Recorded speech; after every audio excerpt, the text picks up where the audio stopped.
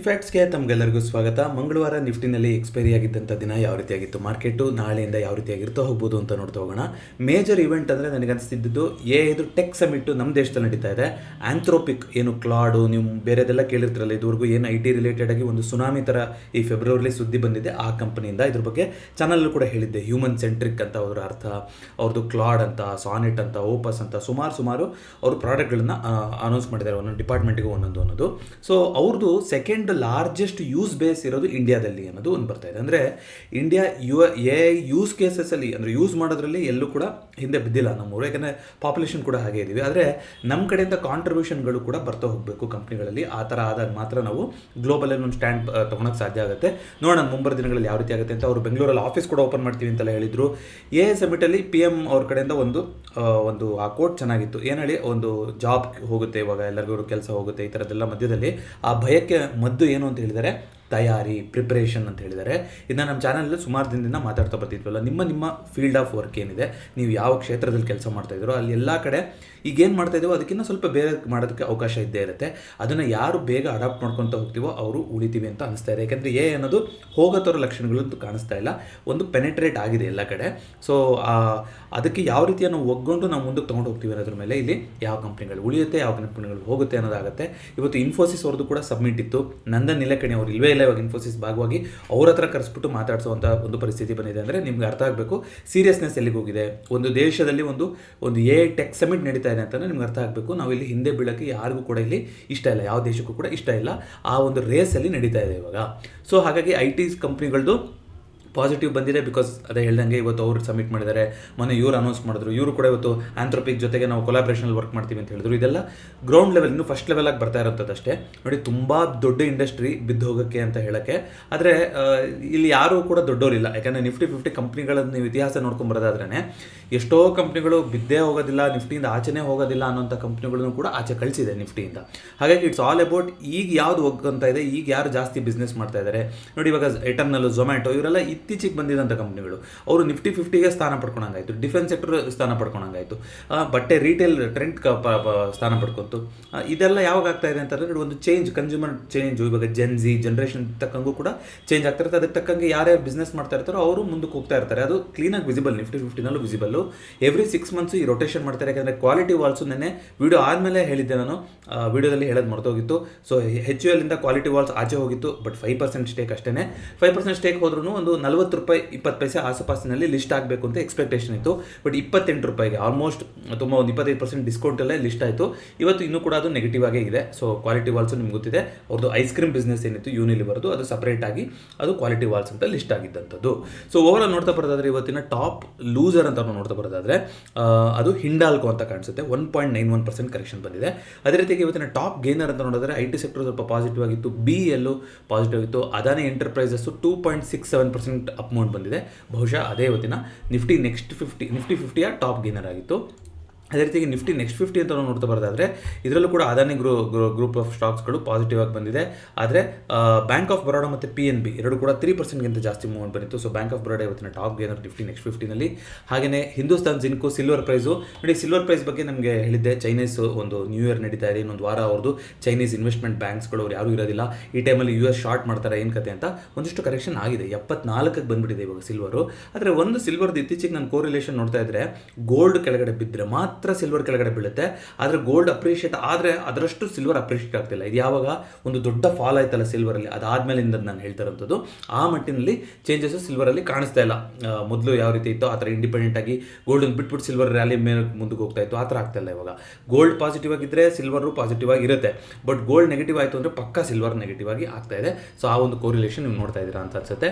So overall ಇವತ್ತು ಅದೇ top loser ಆಗಿತ್ತು. ಸೊ Nifty 50ನಲ್ಲಿ ಅಂತ ನೋಡ್ತಾ ಬರೋದಾದ್ರೆ ನಿನ್ನೆಯ ಕ್ಲೋಸಿಂಗ್ ನೀವು ನೋಡಿದ್ರೆ ಯಾರು ಚಾರ್ಟ್ ಪ್ಯಾಟರ್ನ್ ಅನಾಲಿಸಿಸ್ ನೋಡ್ತಾ ಇದ್ದಾರೆ, ಒಂದು ಬುಲ್ಲಿಶ್ ಎನ್ಗಲ್ಫಿಂಗ್ ಅಂತ ಟೆಕ್ನಿಕಲ್ ಅನಾಲಿಸಿಸಲ್ಲಿ ಏನು ಮಾತಾಡಿದ್ವು ಆ ಥರ ಒಂದು ಕ್ಯಾಂಡಲ್ ಮಾಡಿತ್ತು. ಯಾಕಂದರೆ 25,400ರಿಂದ 25,700 ಆಸ್ಪಾಸಿಗೆ ಒಂದು ದೊಡ್ಡ ಒಂದು ಬುಲ್ಲಿಶ್ ಎನ್ಗಲ್ಫಿಂಗ್ ಪ್ಯಾಟರ್ನ ಮಾಡಿತ್ತು. ಈ ಥರ ಪ್ಯಾಟರ್ನ್ಗಳಾದಾಗ ಸಾಮಾನ್ಯವಾಗಿ ಏನಾಗುತ್ತೆ, ಅಲ್ಲಿ ಒಂದು ಸ್ಟ್ರೆಂತ್ ಬಿಲ್ಡಪ್ ಆಗಿದೆ ಅಂತ OIನಲ್ಲೂ ಕೂಡ ನಾನು ಅದನ್ನ ನಿಮಗೆ ತಿಳಿಸಿದ್ದೆ. ಜಾಸ್ತಿ ನಾವು ರಿಯಲ್ ಟೈಮ್ ಡೇಟಾನ ಮಾತಾಡೋಗಿಲ್ಲ, ಬಟ್ ಹೇಳೋದು ಅರ್ಥ ಆಗ್ತಾ ಇದೆ ಅಂತ ಅನ್ಸುತ್ತೆ. ಸೊ OI ಇದ್ದಾಗ ನೀವು ಪ್ರತಿದಿನ ನಾವು ಚಾರ್ಟಲ್ಲಿ ಕೆಲವರು ಕಮೆಂಟ್ಸ್ ಮಾಡಿ ಕೂಡ ಕೇಳಿದ್ರಿ, ನಾನು ಸಾಧ್ಯವಾದ ಜನಕ್ಕೆ ಉತ್ತರ ಕೊಟ್ಟಿದ್ದೆ. ಆಸ್ ಪರ್ ಸೆಬಿ ಗೈಡ್ಲೈನ್ಸು 3 ತಿಂಗಳ ಹಿಂದಿನ ಡೇಟಾನ ಮಾತ್ರ ಮಾತ್ರ ನಾವು ಅನಲೈಸ್ ಮಾಡಬೇಕು ಚಾರ್ಟ್ಸ್ ಅಂತ ನೋಡ್ತಾ ಬರೋದಾದರೆ. ಮಿಕ್ಕಿದ್ದನ್ನು ಯಾವುದನ್ನು ಕೂಡ ಮಾಡೋ ಹಾಗಿಲ್ಲ ಅಂತಿದ್ದಾರೆ. ಹಾಗಾಗಿ ಬರೀ ನ್ಯೂಸ್ ರಿಪೋರ್ಟಿಂಗ್ ಥರ ಇವತ್ತು ಎಷ್ಟು ಮೇಲ್ಗಡೆ ಹೋಗಿದೆ, ಎಷ್ಟು ಗ್ಯಾಪ್ ಡೌನ್ ಆಗಿದೆ, ಏನಾಗಿದೆ ಇದನ್ನು ಮಾತ್ರ ನಾವು ಮಾತಾಡ್ತಾ ಇದ್ದೀವಿ. ಆದರೆ ಓಪನ್ ಇಂಟ್ರೆಸ್ಟ್ ಡೇಟಾ ಮಾತಾಡಬೇಕಾದ್ರೆ ನೀವು ಆ ಓಪನ್ ಇಂಟ್ರೆಸ್ಟ್ ಡೇಟಾನ ನೀವು ಚಾರ್ಟ್ ಜೊತೆ ನೀವು ಅನಾಲಿಸಿಸ್ ಮಾಡಬೇಕಾದ್ರೆ ನೀವು ಕೋರಿಲೇಷನ್ ಮಾಡಿಕೊಂಡ್ರೆ ನಿಮಗೆ ಕ್ಲೀನಾಗಿ ಗೊತ್ತಾಗ್ತಾ ಹೋಗುತ್ತೆ. ನಿನ್ನೆ ಓಪನ್ ಇಂಟ್ರೆಸ್ಟ್ ಶಿಫ್ಟ್ ಯಾವ ರೀತಿ ಆಗಿದೆ ಎಕ್ಸ್ಪೈರಿಗೆ ಮುಂಚೆ ಅಂತ ನಾನು ತೋರಿಸಿದ್ದೆ, ಎರಡು ರೇಂಜ್ ಯಾವ ರೀತಿ ಫಾರ್ಮ್ ಆಗಿದೆ ಅಂತ. ಅದೇ ರೀತಿಯಾಗಿ ನೀವು ಚಾರ್ಟ್ಸಲ್ಲಿ ನೀವು ನೋಡಿದ್ರೆ ಕ್ಲೀನಾಗಿ ಒಂದು ಬುಲ್ಲಿಶ್ ಎನ್ಗಲ್ಫಿಂಗ್ ಪ್ಯಾಟರ್ನ್ ಕೂಡ ಮಾಡಿತ್ತು. ಇವತ್ತು ಅದನ್ನ ಮಾರ್ಕೆಟು ರೆಸ್ಪೆಕ್ಟ್ ಮಾಡ್ತು. ಸೊ ಇವತ್ತು ಶುರುನಲ್ಲಿ ಇವತ್ತೇನಾಗಿದೆ, ಒಂದು ಗ್ಯಾಪ್ ಡೌನ್ ಓಪನಿಂಗ್ ಆಗಿದೆ. ನೋಡಿ, ಇಂತಹ ದಿನಗಳಲ್ಲಿ ನಮಗೆ ಒಂದು ರಿಸ್ಕ್ ತಗೊಳ್ಳೋಕ್ಕೆ ಕೆಪಾಸಿಟಿ ಜಾಸ್ತಿ ಇರುತ್ತೆ. ಯಾಕೆಂದರೆ ಓಎನಲ್ಲಿ 25,500 ಒಳ್ಳೆ ರೀತಿಯಂಥ ಸಪೋರ್ಟ್ ಬಿಲ್ಡಪ್ ಆಗಿತ್ತು ಎಕ್ಸ್ಪೈರಿ ದಿವಸ. ಹಾಗಾಗಿ ನಿನ್ನೆ ಅಷ್ಟು ದೊಡ್ಡದಾಗಿ ಒಂದು ಬುಲ್ಲಿಶ್ ಎನ್ಗಲ್ಫಿಂಗ್ ಮಾಡಿದಾಗ ಎನಿ ಡಿಪ್ಪು ಅದನ್ನ ನಾವು ಬೈ ಮಾಡ್ಬೋದು. ಒಂದು ಲಾಂಗ್ ಕೂಡ ಇರ್ಬೋದು ಇವತ್ತು ಮಾರ್ಕೆಟಲ್ಲಿ ಅಂತ ಹೇಳಿದೆ. ಬಟ್ ಮಾರ್ಕೆಟಿಗೆ ಸಮಯ ಕೊಟ್ಟಿದ್ದು ತುಂಬ ಕಡಿಮೆ. ಆದರೆ 25,700 ತನಕ ಯಾರಾದರೂ ನೀವು ಹೋಲ್ಡ್ ಮಾಡಿದ್ದೀರಿ ಇವತ್ತು ಒಳ್ಳೆ ಪ್ರಾಫಿಟ್. ಅಂದರೆ ದಿನಕ್ಕೆ ಅಂತ ನೀವು ನೋಡಿದ್ರೆ ನೆನ್ನೆಗೂ ಇವತ್ತಿಗೆ ಏನಾದ್ರು ಜಾಸ್ತಿ ಕ್ಲೋಸ್ ಆಗಿದೆಯಾ? ಇಲ್ಲ. ಆದರೆ ಇಂಟ್ರಾಡೇನಲ್ಲಿ ರ್ಯಾಲಿ 25,550 510 ಬಂದು ಅಲ್ಲಿಂದ 200 ಪಾಯಿಂಟ್ ಬಂದಿರುವಂಥದ್ದು. ಸೊ ಒಳ್ಳೆ ಮೂನೆ ಆಗಿತ್ತು. ಇಂಡಿಯಾ ವಿಕ್ಸ್ ಇವತ್ತು 5% ಕರೆಕ್ಷನ್ ಆಗಿದೆ, which is a good sign. ಇದೆಲ್ಲದರ ಮಧ್ಯದಲ್ಲಿ ಇಂಡಿಯಾ ವಿಕ್ಸ್ ಜೋರಾಗಿ ಮೇಲ್ಗಡೆ ಹೋಗಿತ್ತು. ಇವಾಗ ಇಂಡಿಯಾ ವಿಕ್ಸ್ ವಾಪಸ್ 13ಕ್ಕಿಂತ ಕೆಳಗಡೆ ಬಂದಿದೆ. ಸೊ ಮಾರ್ಕೆಟು ಒಂದು ಕುಶನ್ನ ತಗೊಂಡಿದೆ ಅಂತ ಅನ್ಸುತ್ತೆ. ಯಾಕೆಂದರೆ ನಿಮ್ಗೆ ನೆನಪಿರ್ಬೋದು, ಬಜೆಟ್ ಆಗಿ US ಇನ್ ಟ್ರೇಡ್ ಡೀಲ್ ಆದಮೇಲೆ ತುಂಬ ವೈಲೆಂಟ್ ಆಗಿ ಒಂದ್ಸಲ ಕೆಳಗಡೆ ಹೋಗಿ ಆಲ್ಮೋಸ್ಟ್ 24,510 ಹೋಗಿ ಅಲ್ಲಿಂದ 26,000 ತನಕ ಜಂಪ್ ಆಗಿ ಈಗ ವಾಪಸ್ 25,500 ಅಂದರೆ ಆಲ್ಮೋಸ್ಟ್ ಒಂದು 2,000 ಪಾಯಿಂಟ್ಗಳು ರ್ಯಾಲಿ ಆಗಿದೆ. ಅಂದರೆ ಟೋಟಲ್ ರೇಂಜ್ ಅಂತ ನೋಡಿದ್ರೆ 500 ಪಾಯಿಂಟ್ ಕೆಳಗಡೆ ಹೋಗಿ 1,000 ಮೇಲೆ ಹೋಗಿ ಮತ್ತೆ 500 ಅಂದರೆ ಟೋಟಲ್ ಒಂದು 2,000 ಪಾಯಿಂಟ್ಸ್ಗಳ ಮೂಮೆಂಟು ಫೆಬ್ರವರಿನಲ್ಲಿ ಆಗೋಗಿದೆ.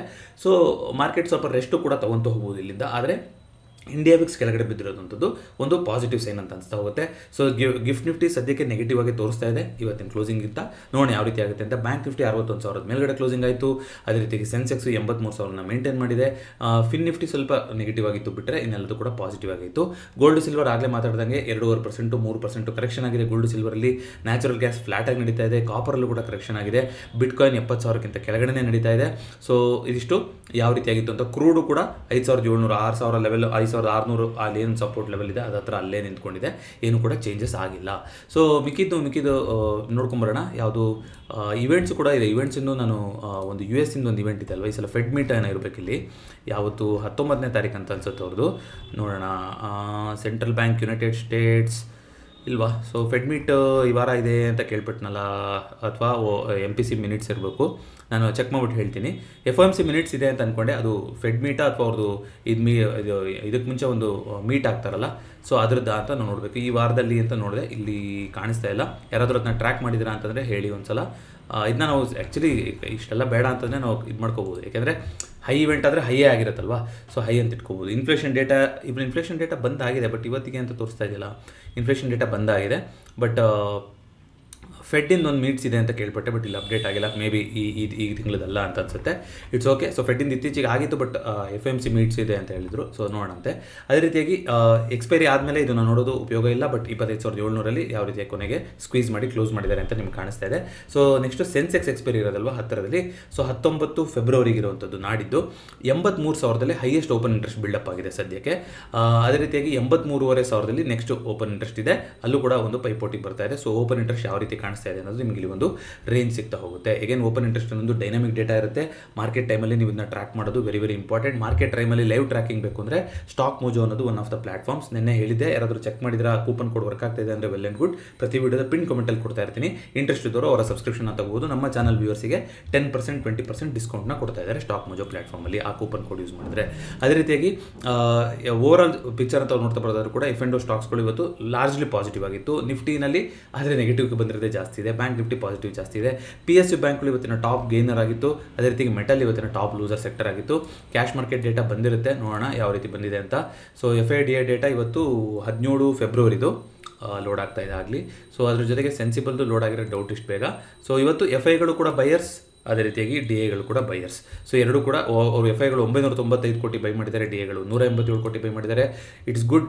FIಗಳು ಹಂತವಾಗಿ ಬೈಯಿಂಗ್ ಪೊಸಿಷನ್ನ ತೊಗೊತಾ ಇರೋಂಥದ್ದು ಒಳ್ಳೆ ಸೂಚಕ ಅಂತಲೇ ಹೇಳ್ತಾ ಹೋಗ್ಬೋದು. ಬಟ್ ಅವ್ರದ್ದು ಒಂದು ಕ್ಯಾಲ್ಕುಲೇಷನ್ ಇರುತ್ತೆ, ಏನು ಅನ್ನೋದು ನೋಡೋಣ. ಯಾಕಂದರೆ ಬೇರೆ ಮಾರ್ಕೆಟ್ ಏನಾದ್ರು ತುಂಬ ಕರೆಕ್ಷನ್ ಆಗಿ ಅಲ್ಲಿಂದ ಡಂಪ್ ಮಾಡಿ ಇಲ್ಲಿಗೆ ಬರ್ತಾ ಇದ್ದಾರೆ ಅಂದರೆ ಆ ಥರ ಬೆಳವಣಿಗೆ ಏನು ಕಾಣಿಸ್ತಾ ಇಲ್ಲ. ಇನ್ನು US ಕೂಡ ಸ್ಟೇಬಲ್ ಆಗೇ ಇದೆ. ಸೊ ಇಂಟ್ರೆಸ್ಟಿಂಗ್ ಮೂವ್ ಆಗ್ತಾ ಇದೆ. ಏನಾದರೂ ಗೋಲ್ಡ್ ಸಿಲ್ವರಿಂದ ಇಲ್ಲಿಗೆ ಮೂವ್ ಆಗ್ತಾ ಇದ್ದಾರೆ, ಯಾವುದರಿಂದ ಎಲ್ಲಿಗೆ ಮೂವ್ ಮಾಡ್ತಾ ಇದ್ದಾರೆ FIಗಳು ಅನ್ನೋದು ಫೋರ್ಟ್ ನೈಟ್ ಬೇಸಿಸ್ ಮೇಲೆ ಯಾವ ರೀತಿಯಾಗಿ ನೋಡೋದು ಅನ್ನೋದು ಚಾನಲ್ನಲ್ಲಿ ವೀಡಿಯೋ ಇದೆ. ಯಾರಾದರೂ ನೋಡಬೇಕು FIDI ಡೇಟಾ ಯಾವ ರೀತಿ ನೋಡೋದು ಅನ್ನೋದನ್ನ ಅದರಲ್ಲಿ ಕ್ಲೀನಾಗಿ ಹೇಳಿದ್ದೆ. ಈ ವಿಡಿಯೋದ ಎಂಡಿ ಕೊಟ್ಟಿರ್ತೀನಿ, ನೀವು ಕೂಡ ಚೆಕ್ಔಟ್ ಮಾಡ್ಬೋದು. ಇಲ್ಲ ನಾನು ಒಂದು ಸದ್ಯದಲ್ಲೇ ಒಂದು ವೀಡಿಯೋ ಮಾಡೋಕ್ಕೆ ಮಾತಾಡೋಕೆ ನೋಡ್ತೀನಿ. ಈ ತಿಂಗಳು ಮುಗಿಲಿ, ಫೆಬ್ರವರಿ ಡೇಟಾ ಬಂದಮೇಲೆ ಅದನ್ನ ಮಾತಾಡ್ತಾ ಹೋಗೋಣಂತೆ. ಹಾಗೆಯೇ ರಿಸಲ್ಟ್ ಎಲ್ಲ ಮುಗಿದೋಯ್ತು, ಇನ್ನೇನು ರಿಸಲ್ಟ್ ಜಾಸ್ತಿ ನೋಡೋದಿರೋದಿಲ್ಲ. ಸೊ IPOಗಳು ಒಂದೆರಡು ನಡೀತಾ ಇದೆ, ಇನ್ನು ಅಪ್ಕಮಿಂಗ್ ಇದೆ. ಯಾವುದೋ ಒಂದು ನಡೀತಾ ಇಲ್ಲ, ನಡೀತಾ ಇರೋದು ಯಾವುದೂ ಇಲ್ಲ, ಇನ್ನೆರಡು ಅಪ್ಕಮಿಂಗ್ IPOಗಳು ಇರುವಂಥದ್ದು. ಕ್ವಾಲಿಟಿ ವಾಲ್ಸ್ ಅಪ್ಡೇಟ್ ಕೊಟ್ಟೆ. ಒಂದಿಷ್ಟು ಮಿಕ್ಕಿದ್ದು ಅಪ್ಡೇಟ್ಗಳು ಅಂತ ನಾವು ನೋಡ್ತಾ ಬರೋದಾದರೆ MTFದು ನೆನ್ನೆ ಹೇಳಿದ್ದೆ ನಿಮಗೆ. ಸೊ MTFದು ಕ್ಲಿಯರ್ ಆಗಿದೆ ಅನಿಸುತ್ತೆ. ಮಾಮೂಲಿ ಪ್ಲೆಡ್ಜ್ ಅವರಿಗೆ ಏನೂ ಕೂಡ ಜಾಸ್ತಿ ಬರಲ್ಲ. ಅದ್ರ ಬಗ್ಗೆ ಏನಾದ್ರು ಫಾಲೋ ಅಪ್ ಬಂದಿತ್ತ ಅಂತ ನಾನು ಇವತ್ತು ಟ್ರ್ಯಾಕ್ ಮಾಡೋಕ್ಕಾಗಿಲ್ಲ, ಬಟ್ ನಾನು ಟ್ರ್ಯಾಕ್ ಮಾಡ್ಬಿಟ್ಟು ಹೇಳ್ತೀನಿ. ಗಿಗ್ ವರ್ಕರ್ಸಿಗೆ ಒಂದಿಷ್ಟು 1% ಏನೋ ಇದರಲ್ಲಿ ಚಾರ್ಜಸ್ನ ಜಾಸ್ತಿ ಮಾಡ್ತಾರೆ, ಅದನ್ನು ಅವರ ಒಂದು ಉನ್ನತಿಗೆ ಉಪಯೋಗಿಸ್ತಾರೆ. ನೀವು ಹೆಲ್ತ್ ಸೆಸ್ಸು ಮತ್ತೊಂದೆಲ್ಲ ನೀವು ನೋಡ್ತಾ ಇರ್ತಾರಲ್ಲ, ಆ ರೀತಿ ಮಾಡ್ತಾರೆ ಅಂತ ಕೇಳ್ಪಟ್ಟೆ. ಹಾಗೆಯೇ ಆಂಥ್ರೋಪಿಕ್ಕು ಇಂಡಿಯಾದಲ್ಲಿ ಓಪನ್ ಆಗೋದ್ರ ಬಗ್ಗೆ ನಿಮ್ಗೆ ಹೇಳಿದ್ದೀನಿ. ಹಾಗೆಯೇ ಹೊಸ AI ಮಾಡೆಲ್ಗಳು ಬರ್ತಾನೆ ಇದೆ. ಆಲಿಬಾಬಾ ಕಂಪ್ನಿ ಅವ್ರದ್ದು, ಅಲ್ಲಿ ಡೀಪ್ ಸೀಕು ಅವ್ರದ್ದು ಮಧ್ಯೆ ನಡೀತಾ ಇದೆ. ಅವರು ಒಂದು ಹೊಸ AI ಮಾಡೆಲ್ ತರ್ತಾ ಇದ್ದಾರೆ ಅಂತ ಹೇಳ್ತಾ ಇದ್ದಾರೆ. ಹಾಗೆಯೇ ಆ್ಯಪಲ್ದು ಒಂದೇನೋ ಸ್ಪೆಷಲ್ ಇವೆಂಟ್ ಇದೆಯಂತೆ, ಆ್ಯಪಲ್ ಎಕ್ಸ್ಪೀರಿಯನ್ಸ್ ಅಂತ, March 4 ನೋಡೋಣ. ಅದರಲ್ಲಿ ಅವರು ಏನಾದ್ರು AI ಮಾತಾಡ್ತಾರೆ ಅನ್ನೋದನ್ನು ಅದರಲ್ಲಿ ನಾವು ನೋಡ್ತಾ ಹೋಗಬೇಕು. ಸೊ ನಿಮ್ಗೆ ಗೊತ್ತಾಗ್ತಾ ಇದೆ ಅನಿಸುತ್ತೆ ಯಾವ ರೀತಿಯಾಗಿ ಪ್ರತಿಯೊಂದು ಕಂಪ್ನಿಗಳು ಕೂಡ ಇವಾಗ ನಾವು ಬೆಟರ್ ಮಾಡ್ಕೊಳೋದು, ಯಾವ ರೀತಿ ನೋಡೋದು ಅನ್ನೋದನ್ನೇ ನೋಡ್ತಾ ಇದ್ದಾರೆ. ಹಾಗಂತ ಇದರಿಂದ ಜಾಬ್ ಹೋಗುತ್ತಾ ಅಂದರೆ ಆ ರೀತಿ ಅಂತಲ್ಲ, ಬಟ್ ಅದಕ್ಕೆ ನಾವು ಪ್ರಿಪೇರ್ ಆಗಬೇಕಾಗುತ್ತೆ. ಆ ಒಂದು ಹೊಸದು ಏನು ಬರ್ತಾ ಇದೆ ಆ ಅವಕಾಶಗಳನ್ನು ತೊಗೊಳೋದ ಕಡೆ ನಾವು ಗಮನಿಸ್ತಾ ಹೋಗಬೇಕಾಗುತ್ತೆ. ಫ್ರೆಷರ್ಸ್ಗಳಿಗೂ ಕೂಡ ಆಪರ್ಚುನಿಟಿ ಬರ್ತಾ ಇದೆ. ಐ ಥಿಂಕ್ ಕಾಗ್ನಿಸೆಂಟ್ ಯಾವುದೋ ಒಂದು ಕಂಪನಿ 25,000 ಜನ ಫ್ರೆಷರ್ಸ್ನ ಕೂಡ ಹೈರ್ ಮಾಡ್ತೀವಿ ಅಂತ ಹೇಳಿದರು. ಸೊ ಇದೆಲ್ಲ ಯಾಕೆಂದರೆ ಇವಾಗ ಓದ್ತಾ ಇರೋರಿಗೆ ಈಗ ನೆಕ್ಸ್ಟ್ ಯಾವುದ್ರಲ್ಲಿ ಓದಬೇಕು ಏನು ಅನ್ನೋದೇ ತುಂಬ ಒಂದು ಕನ್ಫ್ಯೂಷನ್ ಫ್ಯಾಕ್ಟರ್ ಆಗಿರುವಂಥದ್ದು. ಸೊ ಅದೆಲ್ಲ ತಿಳಿ ಆಗ್ತಾ ಹೋಗುತ್ತೆ ಕ್ರಮೇಣವಾಗಿ. ಆಲ್ರೆಡಿ ಇಂಜಿನಿಯರಿಂಗು ಇದರಲ್ಲೆಲ್ಲ ಒಂದಿಷ್ಟು ಚೇಂಜಸ್ ಮಾಡಿಬಿಟ್ಟಿದ್ದಾರೆ. ಬರೀ ಸಾಫ್ಟ್ವೇರ್ ಇಂಜಿನಿಯರಿಂಗ್ನ ತೆಗೆದುಬಿಟ್ಟು ಇವಾಗ AI ML ಈ ಥರ ಸ್ಪೆಸಿಫಿಕ್ ಆಗಿ ಆಲ್ರೆಡಿ ಬ್ರ್ಯಾಂಚ್ಗಳು ಬಂದುಬಿಟ್ಟಿದೆ. ಬಟ್ ಎಷ್ಟು ರಿಲೆವೆಂಟ್ ಆಗಿದೆ ಇವತ್ತಿನದಕ್ಕೆ ಅನ್ನೋದನ್ನು ನಾವು ನೋಡ್ತಾ ಹೋಗಬೇಕು. ಸೊ ಅದನ್ನು ಬಿಟ್ಟು ಬೇರೆ ಏನು ಸ್ಪೆಸಿಫಿಕ್ ನ್ಯೂಸ್ ಅಂತ ಕಾಣಿಸ್ತಾ ಇಲ್ಲ. ಸೊ ಇಷ್ಟು ಇವತ್ತಿನ ಫಿನ್ ಫ್ಯಾಕ್ಟ್ಸ್ ಆಗಿತ್ತು. ಈ ವಿಡಿಯೋ ಇಷ್ಟ ಆಗಿರುತ್ತೆ, ದಯವಿಟ್ಟು ವಿಡಿಯೋನ ಲೈಕ್ ಮಾಡಿ ಹಾಗೂ ಚಾನಲ್ಗೆ ಸಬ್ಸ್ಕ್ರೈಬ್ ಮಾಡಿ. ಮತ್ತೊಂದು ಫಿನ್ ಫ್ಯಾಕ್ಟ್ಸ್ನೊಂದಿಗೆ ಭೇಟಿ ಆಗೋಣ. ಎಲ್ಲರಿಗೂ ನಮಸ್ಕಾರ.